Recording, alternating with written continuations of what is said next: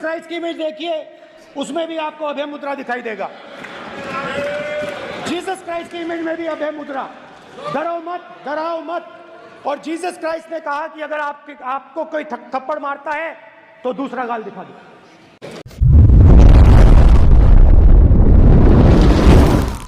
Praise और नमस्कार, मु तबियस आपण देखुछन्ते जेपी ओडिया। आपण समस्त को जेपी ओडिया चैनल रे स्वागत करे। प्रिय माने चैनल को जदि प्रथम थर पय आसी अछन्ते तेबे हम चैनल को सब्सक्राइब करी बेल आइकन प्रेस करंतु, जहा द्वारा आगामी प्रत्येक दिनर वीडियो आपण माने पाई परिबे।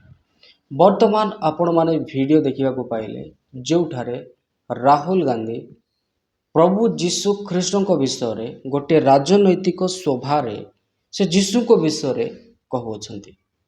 आउ एही विषय संसद रे घटी अछि, जोठारे भारत देशर प्रधानमंत्री तथा अन्यान्य राजनैतिक दल बीजेपी कांग्रेस लोक माने सेठारे बड़ बड़ पॉलिटिशियन लीडर माने सेठारे उपस्थित। तबे प्रभु जीशु ख्रीष्ट को नहीं एठारे आलोचना करिवार कारण कोन? कौनसी विषयर समाधान किंवा कौनसी विषयर जदि आलोचना एवं समाधान बाहर कर दिया जाए तेबे प्रभु जीशु ख्रीष्टंकर वाक्य यथेष्ट है। कारण परमेश्वरंकर वाक्य प्रत्येक लोक मानक पई आवश्यक अटे। तेबे आपण विचार करंतु, राजनीतिक दल रे केवल जीशु ख्रीष्टंकर शिक्षा ही यथेष्ट कहीं?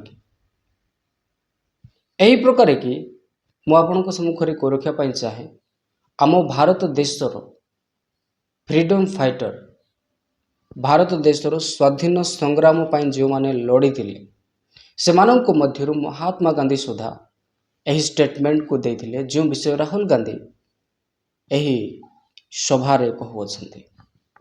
आ सही स्टेटमेंट थिला जीशु ख्रीष्ट स्वयं से निजे कहिथिले, कहीं जदि तुमको गोटे गाल में चापुड़ा मारे तेबे अन्य गाल मध्य ताहा देखै दियो। यही विषय मु आपनको सम्मुखरे बाइबल रे पढ़िया पाई चाहिए, नचेत अनेक लोक माने विश्वास करिवे नाही। एहा होछि पवित्र शास्त्र बाइबल। एहा होछि बाइबल लोकलिखित सुसमाचार 6 अध्याय तार 29 पद रे लिखा जाए, जे तुमको गोटे गाल रे चापुड़ा मारे ता प्रति अन्यटी मध्य देखै दियो, और जे तुमर चादर नहीं जाए ताहाको तुमर अंगरखा मध्य नेबाकू बारण कर नाही। बाक्य रे लिखा जिबा अर्थात जे तुमको गोटे गाल रे चापुड़ा मारे ताको आ गोटे गाल मध्य देखै दियो। एठारे प्रभु जीशु ख्रीष्ट कहउनांती जे तुमको मारिबो ताको तुमे जाइके पुनर्बार रिटर्न मारो। परमेश्वर प्रभु जीशु ख्रीष्ट प्रेमिक परमेश्वर अटंती। आ से प्रत्येक को दया करती। से राग बदल रे राग, हिंसा बदल रे हिंसा, क्रोध बदल रे क्रोध नुहे। बरं जो माने ख्रीस्टियन मान को ताड़ना करती, ख्रीस्टियन माने जाइके ताड़ना करती ना कहीं? यह हूँ स्पेशली प्रभु जीशु ख्रीष्टंकर शिक्षा अटे। आपण जानते जदि अन्यान्य धर्म सहित जिते बड़े लोक माने अलग अलग धर्म रु होती कि पॉलिटिशियन राजनीति लोक माने होती, से माने परस्पर झगड़ा करती, दंगा करि थांते। कहीं? कारण से निकटर यही शिक्षा नहीं।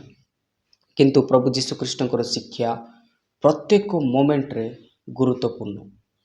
आउ जीशु ख्रीष्ट प्रत्येक जगार इम्पोर्टाट। यही राजनीतिक सभार आलोचना मध्य जीशु ख्रीष्ट मुख्य थिले।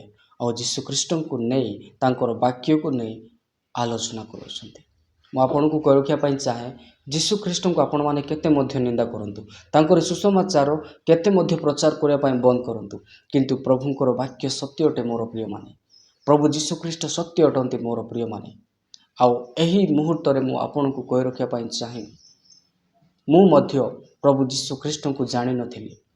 आउ दिने समय आसिला मु प्रभु जीशु ख्रीष्ट को जानिली। केमिति? बाइबल। विथआउट बाइबल आपण माने एही बाइबल बिना, without Bible it is not impossible. आपण माने बाइबल बिना सत्य परमेश्वर को जानि पारिबे नाही। तेणु दिस इज द टाइम, यह हूँ एक सठिक समय आपण माने बाइबल को पाठ करंतु। आउ जानतु वास्तव में जीशु एते मुख्य कहीं? यही राजनीतिक दलर आलोचना मध्य जीशु ख्रीष्ट मुख्य कहीं? से प्रत्येक लोक मानक पई, प्रत्येक जीवन पाई से मुख्य अटंती। आ प्रत्येक को से अनंत जीवन दियंती। ଅନେକ ଲୋକମାନେ ପରସ୍ପର କଥାବାର୍ତ୍ତା କରନ୍ତି, ନିଜେ ନିଜେ ବୁଦ୍ଧିମାନ ହୁଅନ୍ତି ଏବଂ କହନ୍ତି। ଅନେକ ଲୋକମାନେ କୁହନ୍ତି କର୍ମ ହିଁ ଭଗବାନ। ଅନେକ ଲୋକମାନେ କୁହନ୍ତି ଯେମିତି କରିବ ସେମିତି ପାଇବ। ଏହି ସମସ୍ତ ବିଷୟ ଶୁଣିବାକୁ ବହୁତ ଭଲ ଲାଗେ। କିନ୍ତୁ ଗୋଟିଏ ବିଷୟ ମୁଁ ଆପଣଙ୍କୁ ରଖିବା ପାଇଁ ଚାହେଁ, ଆପଣ ଯାହା ବି କରନ୍ତୁ, ପ୍ରଭୁ ଯୀଶୁଖ୍ରୀଷ୍ଟଙ୍କ ଶିକ୍ଷାରେ ଯଦି ଆପଣ ନାହାନ୍ତି ଆଉ ସୀମିତ ନାହାନ୍ତି, ତେବେ ଆପଣ ଅନେକ ପାପ କରିବେ। ଜାଣତରେ ହେଉ କିମ୍ବା ଅଜାଣତରେ ହେଉ, ଅନେକ ପାପ ରହିଅଛି। ସେହିସବୁ ପାପ କରି ଆପଣ ବଚିବେ। ସେ ପାପରୁ ମୁକ୍ତି କେବଳ ଯୀଶୁ ଦେବେ। ସେଥିପାଇଁ ଏହି ଧରା ପୃଷ୍ଠକୁ ସେ ଆସିଲେ। ଯୀଶୁଖ୍ରୀଷ୍ଟ ଏହି ଜଗତ ଆସିବାର ମକସଦ ଥିଲା, ଉଦ୍ଦେଶ୍ୟ ଥିଲା ପାପୀମାନଙ୍କୁ ପରିତ୍ରାଣ ଦେବା ନିମନ୍ତେ। ଯେକୌଣସି ପାପୀ ଯଦି ନିଜ ମନକୁ ପରିବର୍ତ୍ତନ କରିବ, ତେବେ ସେ ପ୍ରଭୁଙ୍କ ନିକଟକୁ ଆସିବ, ସେ ନିଶ୍ଚିନ୍ତ ଭାବରେ କ୍ଷମା ପାଇବ। ବିଗତ ଦିନମାନଙ୍କ ମଧ୍ୟରେ ଜଣେ ବ୍ୟକ୍ତି ମୋତେ ଫୋନ୍ କରିଥିଲେ ଏବଂ ନିଜର ସାକ୍ଷ୍ୟକୁ ସେ କହୁଥିଲେ।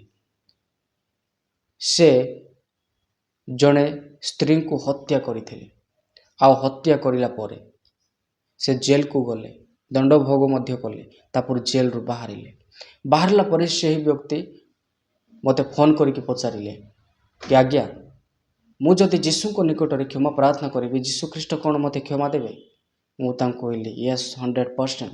ପୂର୍ବରୁ ତୁମେ ନ ଜାଣିକି ଯୀଶୁଙ୍କୁ ଜାଣିନଥିଲ, ଆଉ ତୁମେ ସେଇ ପାପ କଲ। ତୁମେ ଯୀଶୁଙ୍କୁ ଯଦି ଜାଣିଥାନ୍ତା, ତେବେ କେବେ ମଧ୍ୟ ହତ୍ୟା କରିନଥାନ୍ତା।